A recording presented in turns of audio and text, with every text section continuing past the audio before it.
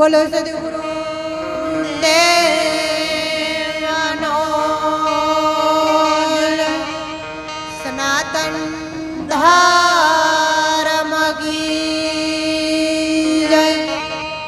બોલો આદ્ય શક્તિ ચામુંડા માત કી જય। દોલતરામ મહારાજ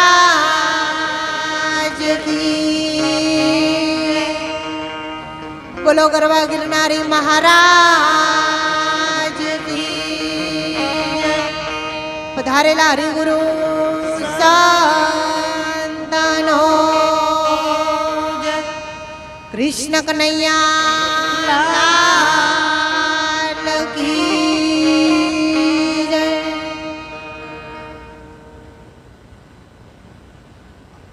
આજના પ્રસંગમાં આસન ઉપર પધારેલા પરમ પૂજ્ય વંદનીય બ્રહ્મ જ્ઞાની બ્રહ્મ ક્ષત્રિય અને જેમને કોરોનાની મહામારીમાં સારી એવી સેવા કરી અને વિશ્વ લેવલે એવડો પ્રાપ્ત કર્યો છે એવા વંદનીય સમસ્ત ક્ષત્રિય સમાજના ધર્મ ગુરુ એવા સંત શ્રી દોલતરામ બાપુને તાળીઓના ગળગળાટથી વધાવી લઈએ। પરમ વંદનીય આસન ઉપર બિરાજમાન ભેગ ભગવાન આચાર્ય મહાપુરુષો,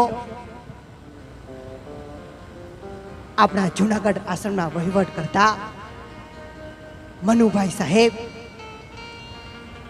એવા જ નૂરતા ધામ જબરજસ્ત આશ્રમ છે, એમનો સારો એવો વહીવટ કરે છે એવા આપણા પાટણથી પધારેલા મગનભાઈ પટેલ, બહુચર મહિલા મંડળ, સાજિંદા ભાઈઓ, ભજનિક બહેનો, અને જ્યારે આજે આપણે તો અમારા ચૌહાણ પરિવારને આમંત્રણને માન આપી અને પધારેલા અમારા આત્મસ્નેહી સજ્જનો, વડીલો, ભાઈઓ બહેનો અને વાલા બાલગોપાલના ચરણોમાં વિશ્વ ભારતીના લાખો વાર વંદન અને નમસ્કાર છે। જ્યારે આજનો પ્રસંગ તો એવા અમારે પોપટજી ભાઈએ સારી એવી શિક્ષકની નોકરી કરી અને નિવૃત્ત થયા છે, એના નિમિત્તે સદગુરુ એવા સંત શ્રી દોલતરામ બાપુની પધરામણી કરાવી। એ માટે અમારે પોપટજી ભાઈને અને એમના પરિવારને તાળીઓના ગળગળાટથી વધાવી લઈએ કે જેમના અંતરમાં સદગુરુ માટે અતૂટ વિશ્વાસ છે અને જ્યારે સંતોના પાવન પગલા જો આપણા આ ઘેર થાય તો આપણું ઓગણું પણ પવિત્ર થઈ જાય છે। એમની ચરણ રજ જો ધરતીને અડે તો એને પણ તીર્થ ધામ બનાવી દે છે।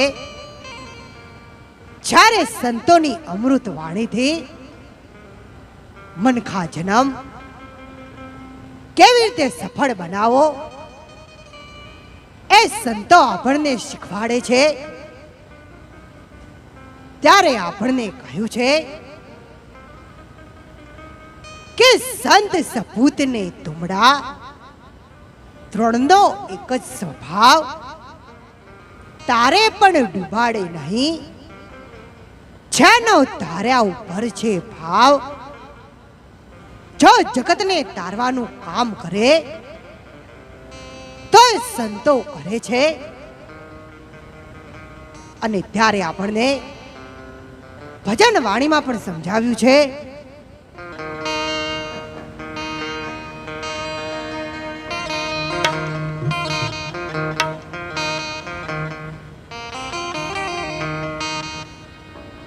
પહેલા નમન મારા માત પિતાને ઉત્પત્તિ પાલન કર્યા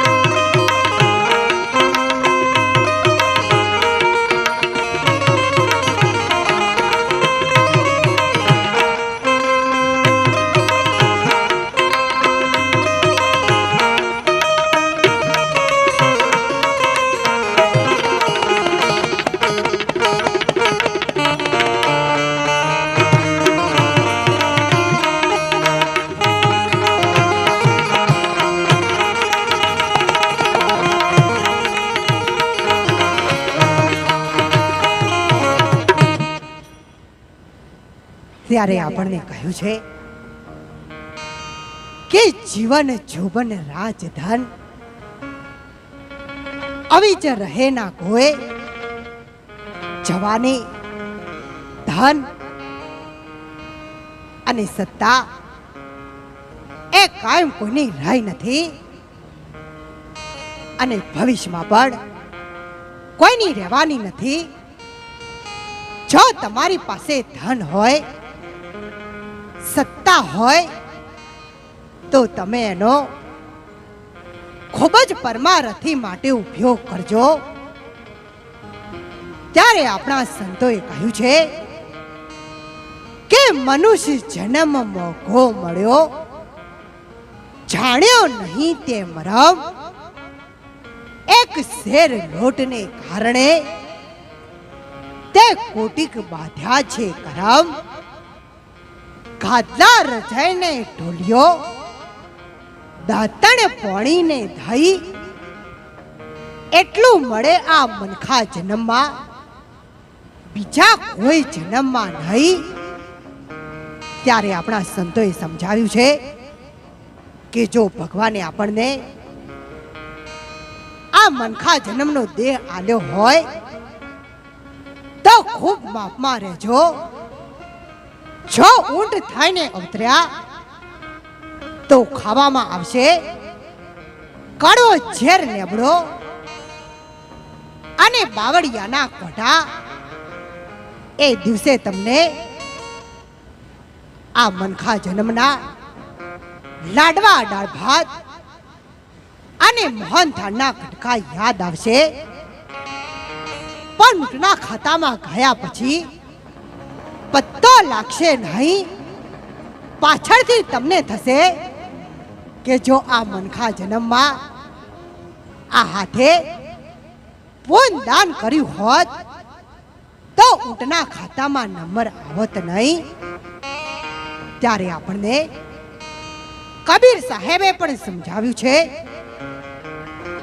કે કબીર કહે કમાલ કો दो बातन सीख ले, कर साहेब की बंदगी, नहीं तो भूख्यों को कुछ दे. जेना घरनो टुकड़ो एनाथी प्रभु टुकड़ो, जेना घरनी रोटी एनी वात छे मोटी. नहीतर 100 કિલોમીટરે પણ નથી.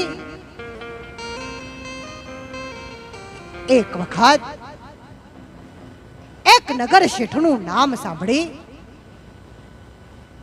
અને ભિખારી શેઠના ઘેર આવ્યો અને શેઠને કહ્યું કે શેઠ 1 રૂપિયો આપો. ત્યારે શેઠે કહ્યું કે મારા બાપ દાદાએ આલ્યું નથી અને મારાથી આવી 70 વર્ષે ટેક ના તૂટે. ત્યારે ભિખારી કે ગમે તે થાય પણ તમારા ઘેરથી લીધા વગર જવું નથી. અને શેઠ કે ગમે તે થાય પણ આલવું નથી. ત્યારે ભિખારી કે શેઠ જો કશું ના આલો તો તમારા ઓગણાને ચપટી ભરીને ધૂળ આપો. ત્યારે શેઠે કહ્યું કે ધૂળ આપવાથી તારું શું વળશે. ત્યારે ભિખારી કે શેઠ મારું તો જે વળવું છે તે વળશે, પણ આ 70 વર્ષની ઉંમરે તમારો હાથ તો વળશે. આજે ધૂળમાં વળ્યો છે તો એક દિવસ જરૂર ધનમાં વળશે. ત્યારે આપણને સંતોએ કહ્યું છે કે અભિમાની રાજા 3 ગયા, રાવણ કૌરવને કંસ, અધર્મ અનીતિ જેને આદરીતી, જેનો સુધનો મળે વંશ, સરગ નરકની સીડી બનાવો. એ બાત હે સહી, રાજા રાવણ જેવા હાલ્યા ગયા, જેની રહી મનની ભય. જ્યારે રાજા રાવણે 1000 વર્ષની તપસ્યા કરી હતી એમનું એમને અભિમાન થયું કે મારા જેવી તપસ્યા કોઈને નહીં કરી હોય, પણ જે અભિમાન થયું હતું એમનું એમને જ્ઞાન થયું હોત તો એમનો નાશ કોઈ દિવસ થાય નહીં. અને ત્યારે અહીંયા બેઠેલા બહેન દીકરી છે એવા જ મીરાબાઈ પણ બહેન દીકરી હતા. પણ જ્યારે રાણાજીએ કહ્યું કે મીરા, સોના રૂપાથી તને મઢી દઉં, હીરા પન્નાની મોજડી કરી અને તારા પગમાં પહેરાવ, ત્યારે મીરાબાઈએ કહ્યું કે હે રાણાજી, તારા સોના રૂપા અને હીરા પન્ના એ મારા નાથના નામ આગળ આ પડેલી જમીનની ધૂળ બરાબર પણ નથી. અને ત્યારે મીરાબાઈએ આપણને ભજન વાણીમાં પણ સમજાવ્યું છે.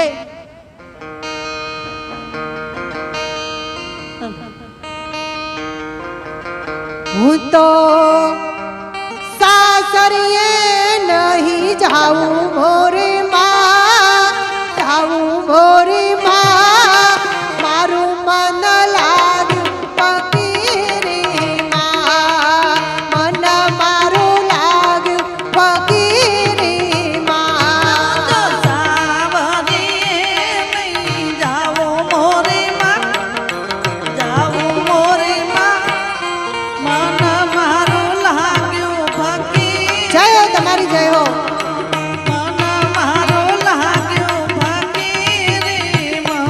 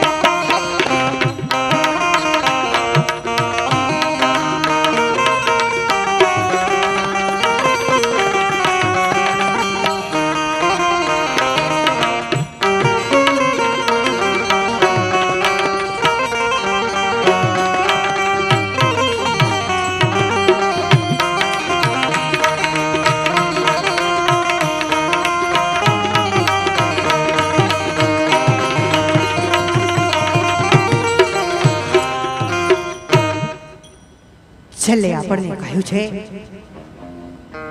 કે ક્યોથી આયો ક્યો જવાનો, ઉપાય શોધજે તેનો, જો સાચા સદગુરુ મળશે તો ઉકેલ પાડી દેશે તેનો. જ્યારે હમણાં આપણા વચ્ચે વાત કરી કે પોપટભાઈ અને બંને ભાઈઓએ થઈ અને ખૂબ જ એવી માતા પિતાની સેવા કરી અને ગુરુ મહારાજના આશીર્વાદથી એમના ઘેર આજે લીલા લહેર છે. અને ત્યારે આપણને ભજન વાણીમાં પણ સમજાવ્યું છે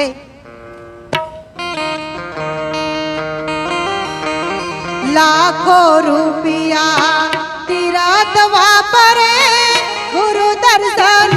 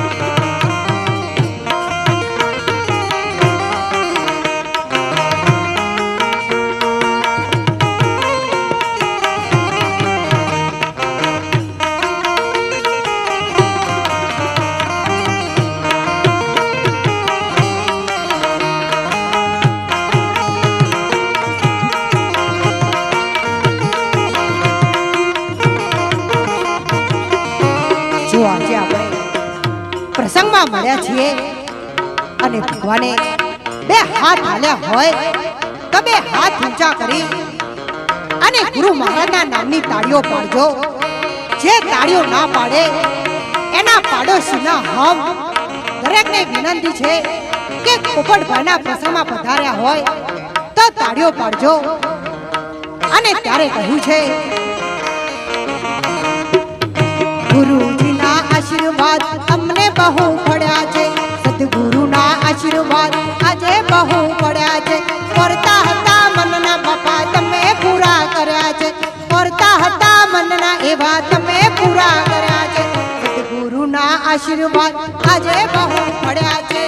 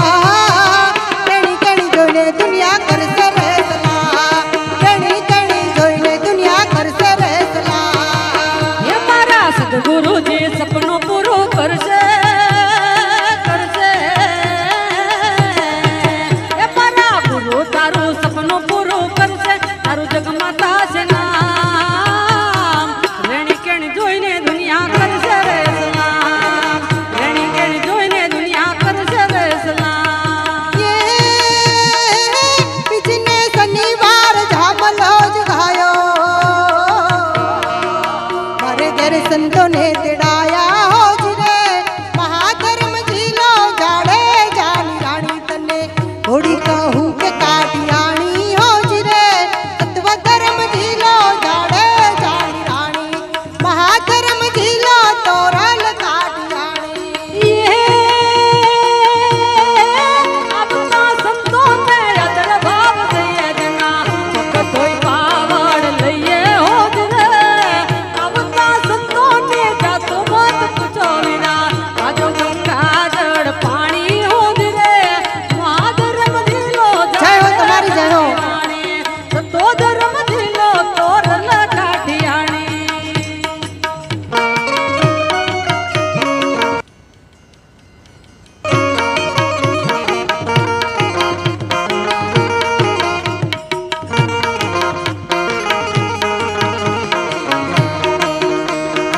રામદેવજી તમે લીલા ગોડાવાળા, રામદેવ પીર મારા લીલા ગોડાવાળા, તમે અજમલના કુંવર રે મારા રામ રણુજાવાળા, તમે આનંદપુરામાં પધાર્યા મારા રામ રણુજાવાળા. હે રામદેવ પીર તમે લીલા ગોડાવાળા, રામદેવ પીર તમે લીલા ગોડાવાળા, તમે યજમાનના કુંવર રે મારા રામ રણુજાવાળા, તમે આનંદપુરામાં પધાર્યા મારા રામ રણુજાવાળા.